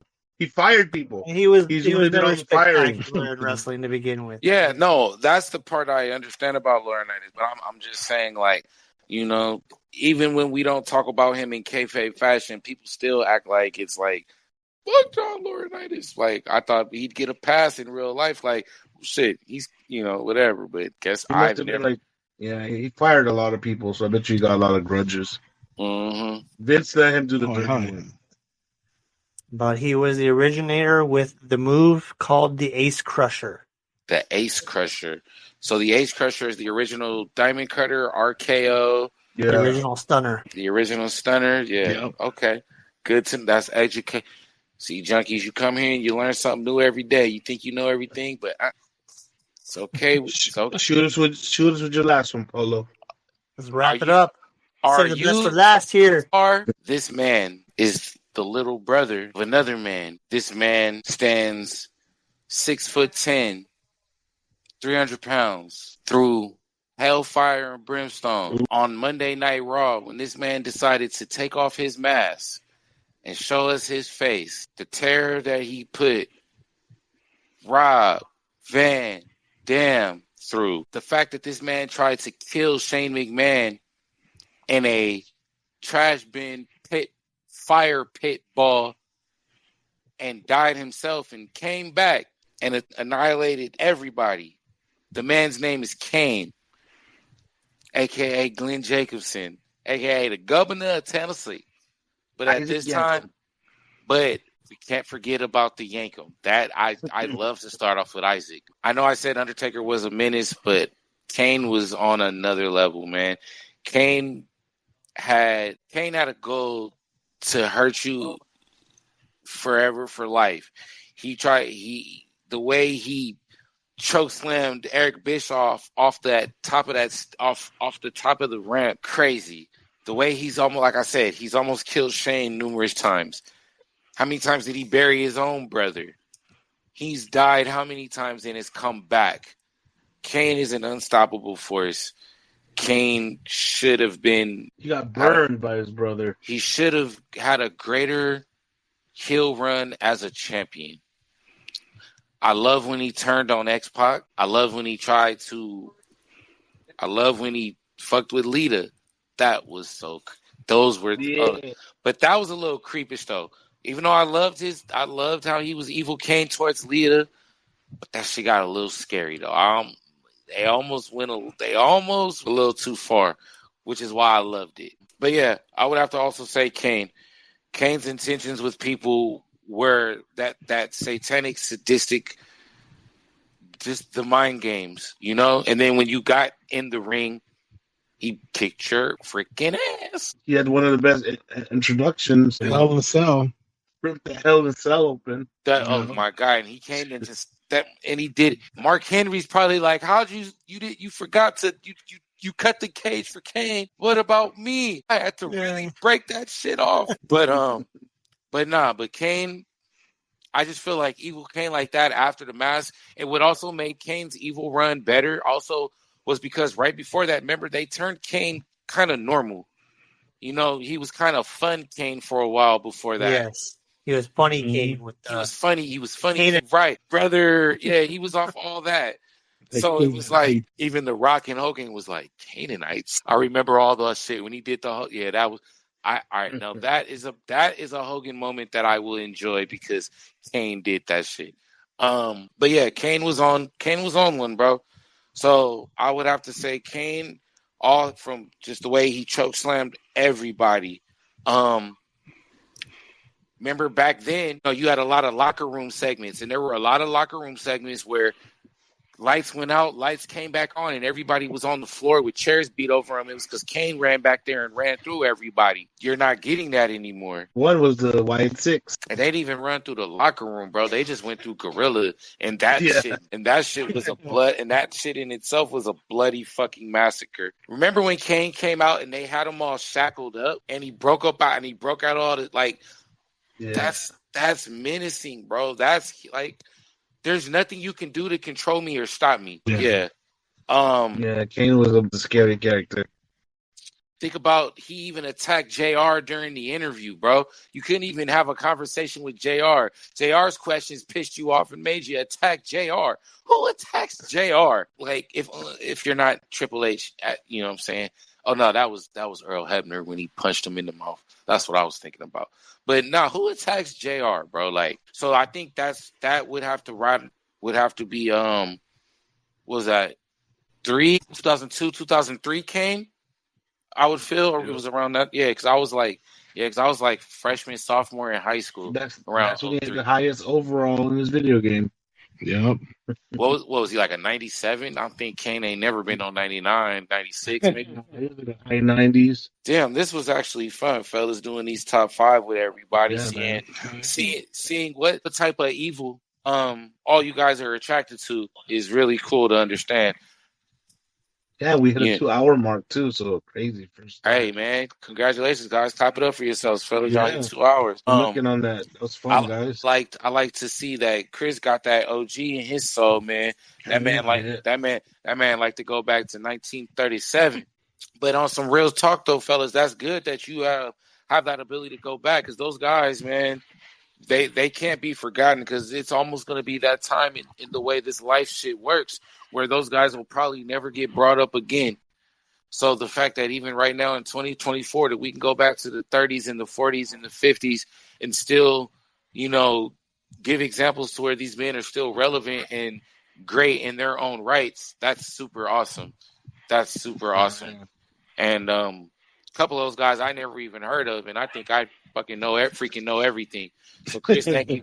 So thank you for the education, man. You just made me have some stuff even I want to go check out. Yeah. And everyone, hey, 2-hour mark, your second episode with us, Polo. Everything's rocking out, man. It's fucking awesome. And welcome to the group still. We're still in that phase where we're fucking loving everything you're doing, boy. So keep it up. This shit's fire as fuck. Appreciate it, fellas, man. And thank you, anybody that's going to be tuning in, listening to this, man. Thanks for tapping in with the Junkeez, man. It's been a blast with y'all, fellas. All right, it's that time of the day, time of the night. We're closing it. Oh, yeah. All right, Junkeez. Make sure to follow all the socials, YouTube, Instagram, Facebook. We're going to be coming out with that TikTok pretty soon. Catch us on there. We all have our Instagram pages up there. You want to talk to any of us individually, add us, message us. We're all on there. You feeling like talking some wrestling? Let us know. We can add you to the Instagram chat as well. Yeah, we have a 24-hour chat out there, guys. Just reach out. Tap in on the gram tomorrow. We will be there live, fellas. Good All night, right, everybody. Good night, everybody. Don't forget to check out our sponsors: Hot Bob's Hot Sauce, Masa de la Casa, and Hector Tovar Mobile Bars.